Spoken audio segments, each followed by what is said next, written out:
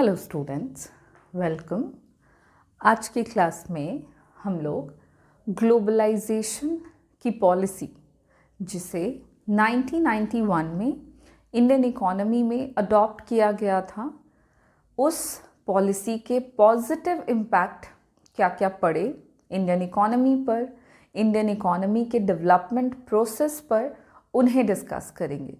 Last class में हम लोगों ने डिस्कस किया है कि ग्लोबलाइजेशन के अंदर गवर्नमेंट ऑफ इंडिया के द्वारा कौन कौन से इम्पॉर्टेंट स्टेप्स फॉलो किए गए, जिसमें हम लोगों ने देखा, डिटेल में डिस्कस किया कि इंडिया के ऑलमोस्ट सारे एरियाज़ को ग्लोबलाइज बनाने की कोशिश की गई ताकि इंडियन इकोनॉमी को इंटरनेशनल मार्केट में और भी ज़्यादा कॉम्पिटिटिव बनाया जा सके और हमारे देश के गुड्स एंड सर्विसेज की क्वालिटी सुधारते हुए इंटरनेशनल मार्केट में जो हमारा पार्टिसिपेशन है वो एक्सपोर्ट के टर्म्स में बढ़ाना और इंपोर्ट के टर्म्स में थोड़ा रिड्यूस करना। अब हम लोग हमारे आज के क्लास की शुरुआत करते हैं, जहाँ पे हम पॉजिटिव इम्पैक्ट ऑफ ग्लोबलाइजेशन को डिस्कस करेंगे। और ये जो पॉजिटिव इम्पैक्ट हम डिस्कस करेंगे, इनको हम कुछ पॉइंट्स में देखते हैं। पॉजिटिव इम्पैक्ट को फिनिश करके हम नेगेटिव इम्पैक्ट की भी शुरुआत करेंगे कि क्या नेगेटिव इम्पैक्ट भी पड़ा है इंडियन इकोनॉमी पे और इंडिया के डेवलपमेंट प्रोसेस पे due to the policy of globalisation. चलिए,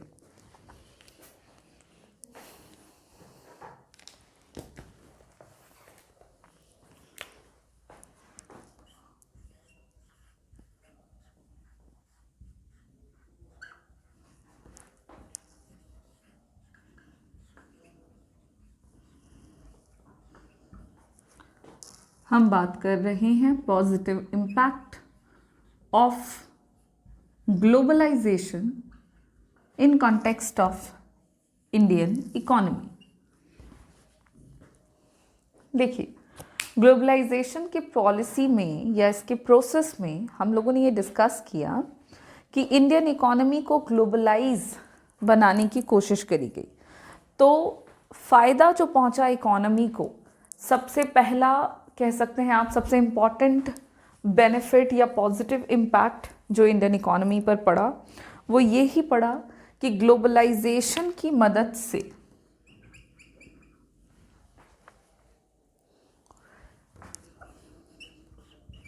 globalisation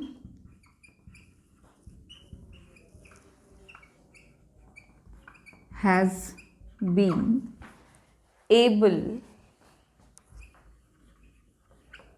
to establish the link between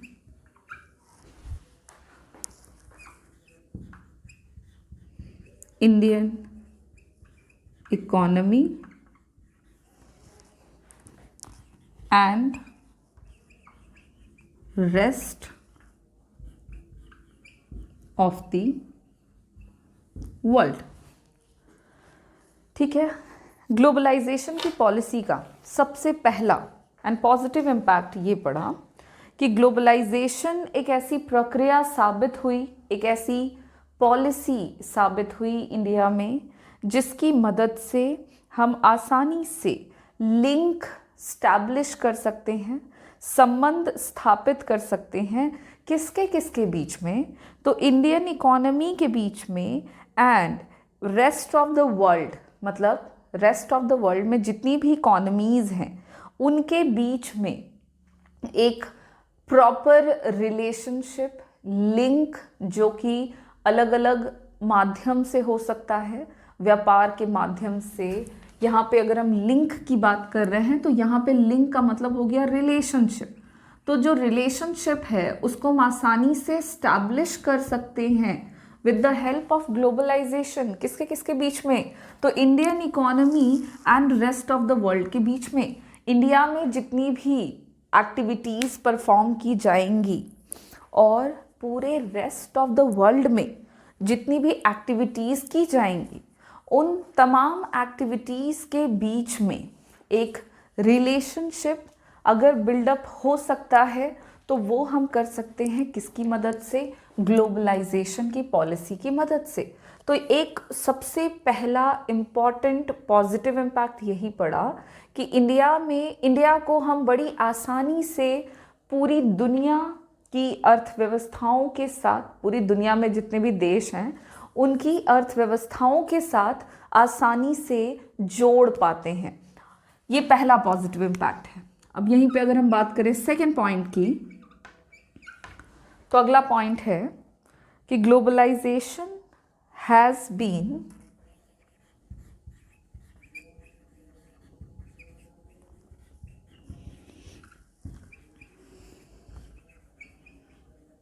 turned globalization has been able to turn one economy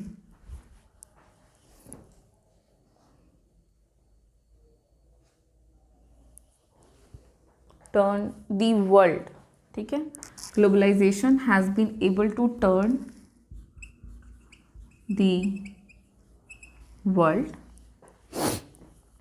into one whole,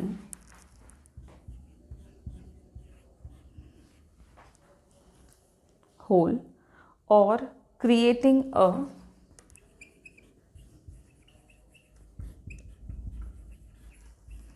borderless economy या borderless world.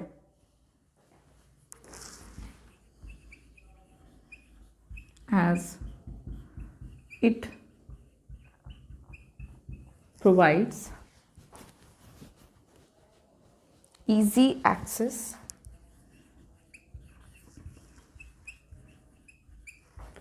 to the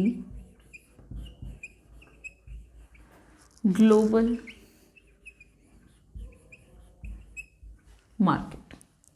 देखिए, second positive impact Indian economy पर globalisation की policy का जो पड़ा वो ये है कि ग्लोबलाइजेशन एक ऐसी प्रक्रिया है जिसकी मदद से पूरी की पूरी दुनिया टर्न हो गई है एक कंप्लीट या सिर्फ एक प्लेटफॉर्म पर वो कन्वर्ट हो पाई है, जिसको आप दूसरे शब्दों में कह सकते हैं क्रिएटिंग अ बॉर्डरलेस वर्ल्ड। मतलब ग्लोबलाइजेशन ने कहीं ना कहीं ये सहूलियत दी है कि हम एक बॉर्डरलेस वर्ल्ड जो है, एक ऐसी दुनिया, एक ऐसा विश्व जहाँ पे किसी भी प्रकार का कोई प्रतिबंध ना हो, किसी प्रकार की कोई बाउंड्री ना हो, बॉर्डरलेस वर्ल्ड प्रोवाइड कराने में मदद किया है। ये इस तरह से as it provides easy access to the global market, globalisation की मदद से कोई भी कंट्री, किसी भी देश की अर्थव्यवस्था बहुत ही आसानी से विश्व बाजार से जुड़ सकती है, विश्व बाजार में अपनी वस्तु और सेवाओं को बेच सकती है, खरीद सकती है। तो इस तरह से एक बॉर्डरलेस वर्ल्ड क्रिएट करने में हेल्प मिला है ग्लोबलाइजेशन की पॉलिसी की मदद से। And this is one of the important positive impact जो कि ग्लोबलाइजेशन की पॉलिसी का इंडियन इकोनॉमी पर पड़ा। Now move on to the next positive impact, that is we are now, we as an Indian, we are now exposed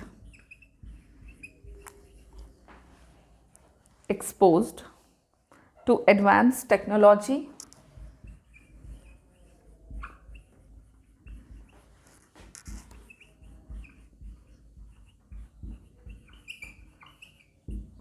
and are able to develop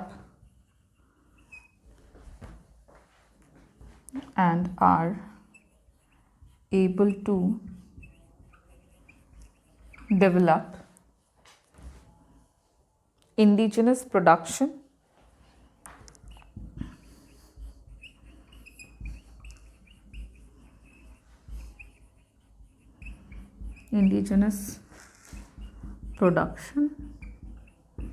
in the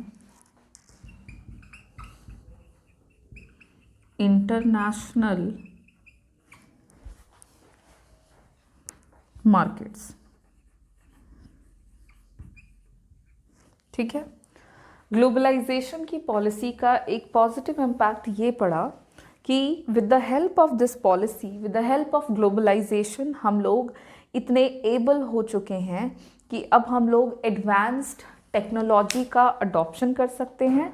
साथ ही साथ किसी भी देश से अब हम नए तकनीक को अपना सकते हैं, इंपोर्ट कर सकते हैं। साथ ही साथ हम अपने इंडिजिनस प्रोडक्शन को, इंडिजिनस मतलब हो गया देशी उत्पादन जो है, हमारे इंडियन इकोनॉमी में जो उत्पादन होता है, हम उसे आसानी से डेवलप कर सकते हैं, specially in the international market. International market में अगर हमें हमारे देश की वस्तुओं को डेवलप करना है, एडवांस्ड बनाना है, तो वो हम कर सकते हैं with the help of adopting new technology, advanced technology. And ये सारी सहूलियत जो है हमको किससे मिली है? तो ग्लोबलाइजेशन की पॉलिसी का रिजल्ट है कि हम इस तरह के काम को आसानी से कर सकते हैं। This is one of the important positive impact of the globalization process. And now move on to the next point. So the next positive impact is globalization should be seen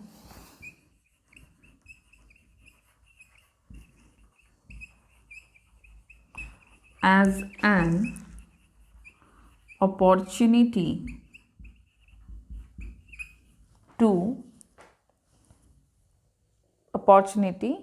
in terms of greater access,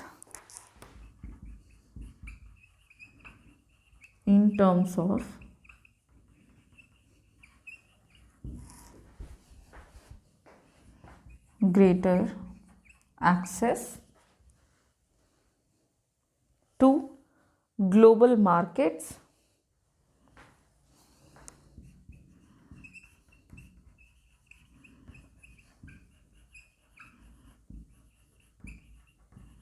and increasing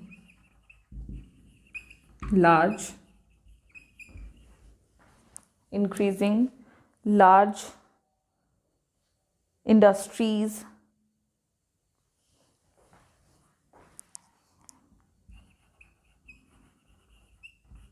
to develop the economy। ठीक है, इसको short में इस तरह से कहा जा सकता है कि ग्लोबलाइजेशन की जो पॉलिसी का अडॉप्शन किया गया, ये आप एक अपॉर्चुनिटी के तौर पर ले सकते हैं। ये एक अवसर रहा इंडियन इकोनॉमी के केस में। किस तरह का अवसर रहा? तो एक ऐसा अवसर जिसमें हम अपनी इकोनॉमी को, इंडियन इकोनॉमी को, भारतीय अर्थव्यवस्था को आसानी से पहुंचा सकते हैं ग्लोबल मार्केट में। साथ ही साथ हम लार्ज इंडस्ट्रीज़, जो बड़े बड़े उद्योग हैं, उनके डेवलपमेंट को भी बढ़ा सकते हैं अपने देश में। और इंटरनेशनल मार्केट में हम एक इम्पॉर्टेंट प्लेयर के रूप में उभर के नज़र आ सकते थे। तो ये सारी सहूलियत जो है हमको ग्लोबलाइजेशन की मदद से मिली है। कहने का मतलब है कि ग्लोबलाइजेशन ने कहीं ना कहीं इंडियन इकोनॉमी को एक अवसर दिया कि वो विश्व बाजार में अपनी पहुंच को बढ़ा सके, साथ ही साथ अपने खुद के देश में यानी इंडिया में बड़े बड़े उद्योगों की स्थापना को बढ़ावा दे और इंटरनेशनल मार्केट में एक इम्पॉर्टेंट प्लेयर के रूप में एक बार फिर से उतर कर आए, उभर कर आए और अपने देश के डेवलपमेंट को बढ़ा सकें। तो ये भी एक पॉजिटिव इम्पैक्ट है जो कि ग्लोबलाइजेशन की पॉलिसी का इंडियन इकोनॉमी पर देखने को मिला। तो तो कुल मिला के अगर बात किया जाए तो ग्लोबलाइजेशन ने इंडियन इकोनॉमी को एक अपॉर्चुनिटी दी कि हम ग्लोबल मार्केट में पहुंच सकें, अपने आप को कॉम्पिटिटिव बनाते हुए अपने गुड्स एंड सर्विसेज की क्वालिटी को सुधार सके, एक इम्पॉर्टेंट प्लेयर के रूप में इंटरनेशनल ट्रेड में अपने सहयोग को बढ़ावा दें, साथ ही साथ दूसरे देशों के साथ हम जुड़ पाएँ। इस तरह के तमाम पॉजिटिव इम्पैक्ट जो हैं, अच्छा एडवांस्ड टेक्नोलॉजी का हम इस्तेमाल कर पाएँ और अपने यहाँ के गुड्स एंड सर्विसेज की क्वालिटीज़ को काफ़ी हद तक इंक्रीज़ कर सकें। तो ये सारे पॉइंट्स आपके पॉजिटिव इम्पैक्ट ऑफ ग्लोबलाइजेशन को बताते हैं इंडियन इकोनॉमी में, और इसी के साथ हमारा जो पॉजिटिव इम्पैक्ट है ग्लोबलाइजेशन का वो कंप्लीट होता है। आप याद रखोगे कि ग्लोबलाइजेशन ने इंडियन इकोनॉमी को पूरी दुनिया के साथ जोड़ने में मदद करी। सेकंड, ग्लोबलाइजेशन की मदद से हम एक बॉर्डरलेस वर्ल्ड का हिस्सा बन पा रहे हैं, जिसकी मदद से विश्व बाजार की तरफ हमारी पहुंच जो है वो आसान हो गई है और बढ़ गई है। इतना ही नहीं, ग्लोबलाइजेशन की पॉलिसी की मदद से हम एडवांस टेक्नोलॉजी को अडॉप्ट कर सकते हैं और अपने देश के उत्पादन को बढ़ावा देते हुए उनको और ज़्यादा एडवांस्ड बना सकते हैं।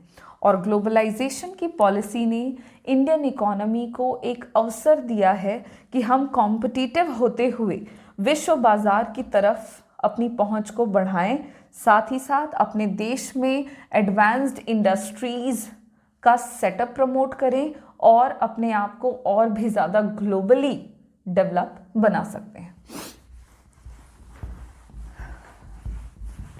अब बात करेंगे हम लोग, ये हो गया आपके positive impact of globalisation, and अब बात करेंगे नेगेटिव इम्पैक्ट।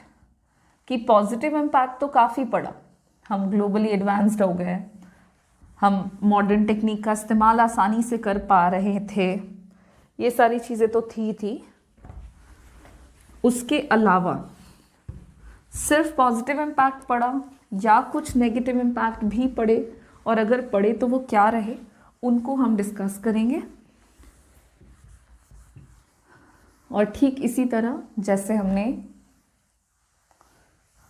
पॉजिटिव इम्पैक्ट को डिस्कस किया है, नेगेटिव इम्पैक्ट को भी पॉइंट वाइज डिस्कस करते हुए कंप्लीट करेंगे।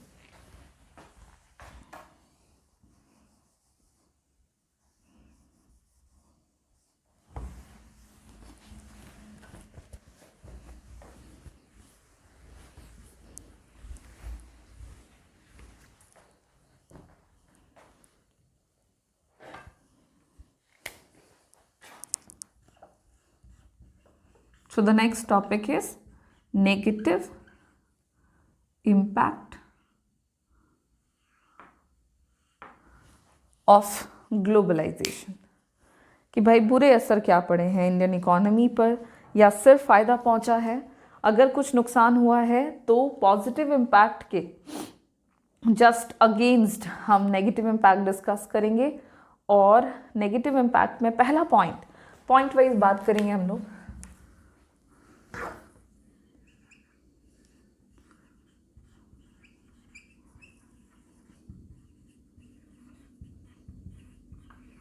फर्स्ट पॉइंट हो जाएगा कि globalisation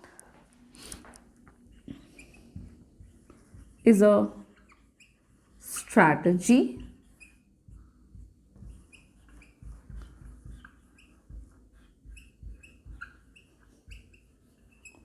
of the developed countries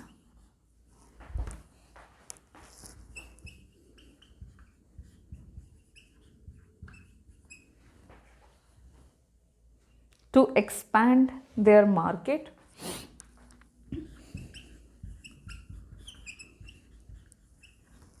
to expand their markets in the other countries।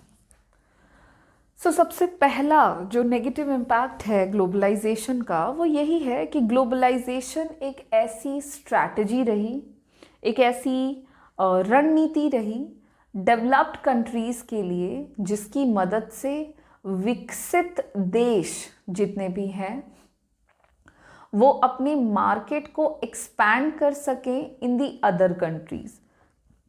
Other countries से यहाँ पे मतलब हो गया है आपका कि जितने भी डेवलपिंग कंट्रीज़ हैं, अंडर डेवलप्ड हैं और एज वेल एज डेवलप्ड हैं, उन कंट्रीज़ में जो डेवलप्ड कंट्रीज़ हैं वो अपने मार्केट को, अपने बाज़ार को और भी ज़्यादा विस्तारित कर सकें, इस तरह की स्ट्रैटेजी ग्लोबलाइजेशन को माना गया कि ग्लोबलाइजेशन की मदद से बड़े बड़े देश अपने मार्केट को बेहतर तरीके से और अदर कंट्रीज़ में एक्सपैंड कर सके।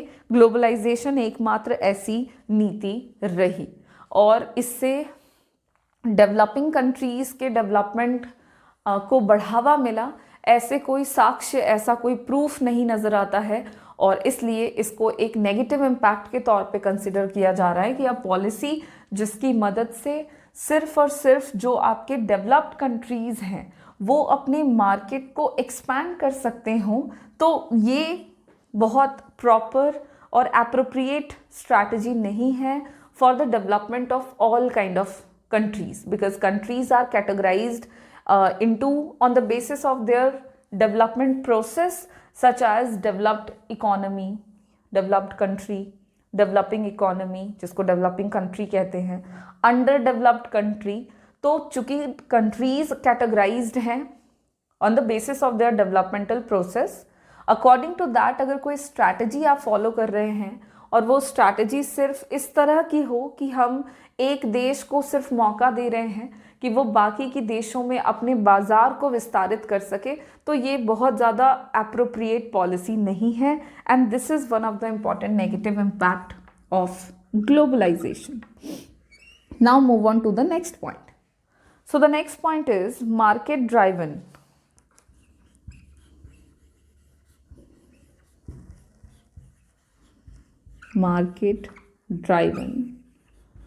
globalization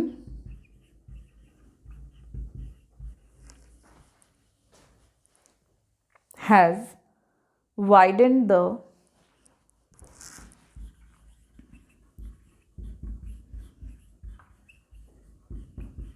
economic disparities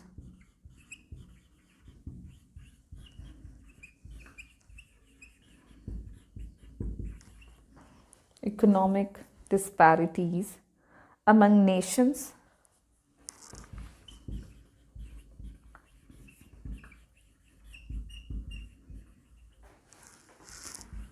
and people.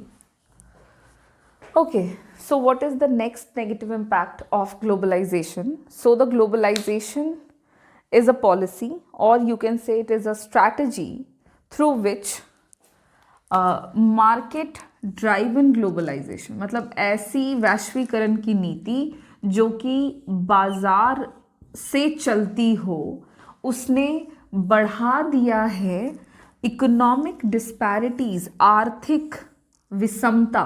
ठीक है, इकोनॉमिकल डिस्पैरिटीज जो हैं, स्टेटस में अंतर कह सकते हैं आप, इकोनॉमिकल कंडीशंस में डिफरेंसेस क्रिएट कर दिए हैं देश के बीच में, साथ ही साथ लोगों के बीच में। मतलब ग्लोबलाइजेशन की पॉलिसी एक ऐसी पॉलिसी रही जिसने काफ़ी हद तक बढ़ा दिया, वाइडेंड मतलब होता है इंक्रीज कर देना, ठीक है, बढ़ा देना। क्या बढ़ाया इसने? तो इकोनॉमिक डिस्पैरिटी को इसने बढ़ा दिया, आर्थिक विषमता को इसने बढ़ावा दे दिया, वो भी नेशंस के बीच में और लोगों के बीच में। ग्लोबलाइजेशन ने इक्वालिटी मेंटेन नहीं किया इन द प्रोसेस ऑफ डेवलपमेंट, बल्कि ग्लोबलाइजेशन की पॉलिसी की मदद से कंट्रीज़ के बीच में भी अंतर हुआ और जो लोग हैं उनके बीच में भी काफ़ी डिफरेंसेस देखने को मिल गए।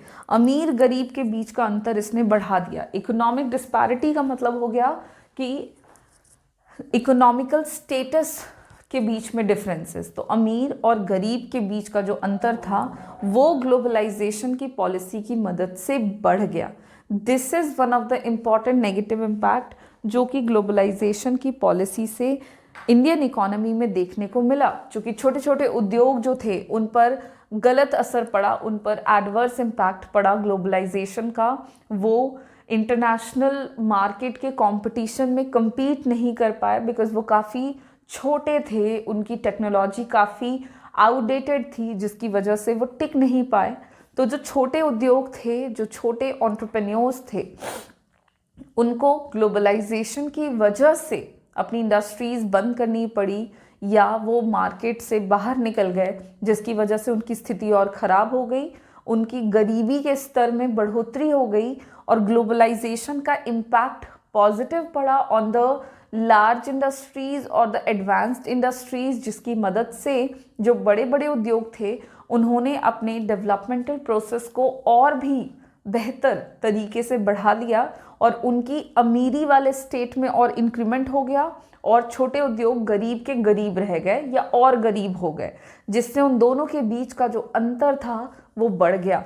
सो ये एक नेगेटिव इम्पैक्ट ग्लोबलाइजेशन की पॉलिसी का इंडियन इकोनॉमी पर पड़ा, जिसको हम कंसिडर करेंगे डेफिनेटली कि this is one of the important negative impact जो कि ग्लोबलाइजेशन का पड़ा है। Now move on to the next point, that is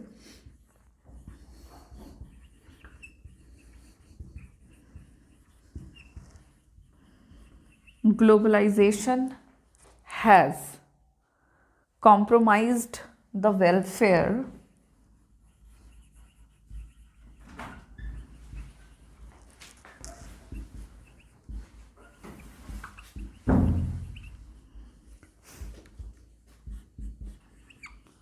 of the society in developing countries, specially कि ग्लोबलाइजेशन की पॉलिसी की मदद से जो लोग पुअर कंट्रीज से बिलोंग करते थे, जिनको हम अंडर डेवलप्ड या डेवलपिंग कंट्रीज से बिलोंग करने वाले लोग कह सकते हैं, तो उस तरह की सोसाइटी, स्पेशली यहाँ पे जिस सोसाइटी की बात कर रहे हैं हम poor section of the society की बात कर रहे हैं।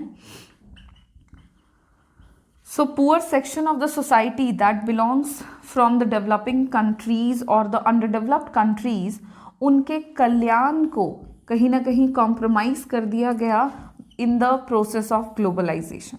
ग्लोबलाइजेशन में हमने ओवरऑल इकोनॉमी को ग्लोबलाइज बनाने की कोशिश करी, कंप्लीट इकोनॉमी को हम इंटरनेशनल मार्केट पे ले जाना चाह रहे थे और लेके गए भी, जिसकी मदद से इकोनॉमी जो है वो रीच हो गई, उसका एक्सेस बढ़ गया इन द इंटरनेशनल मार्केट।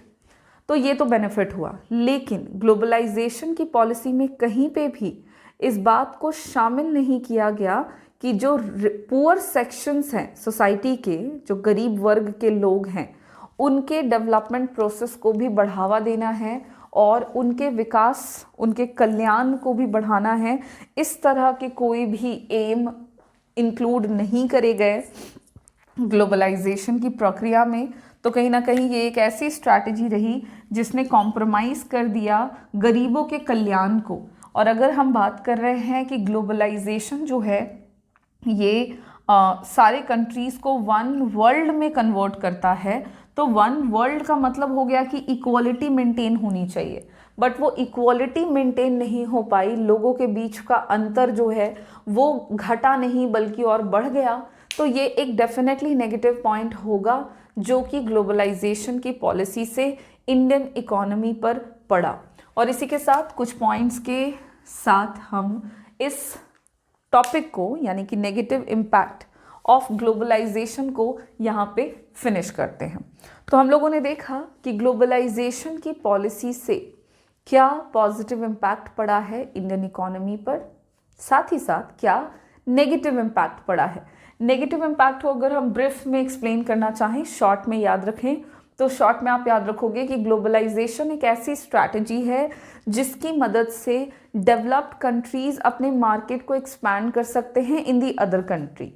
तो ये एक तरफा नीति के तौर पर नजर आती है, वन साइडेड पॉलिसी के तौर पर हम इसको कंसिडर करेंगे।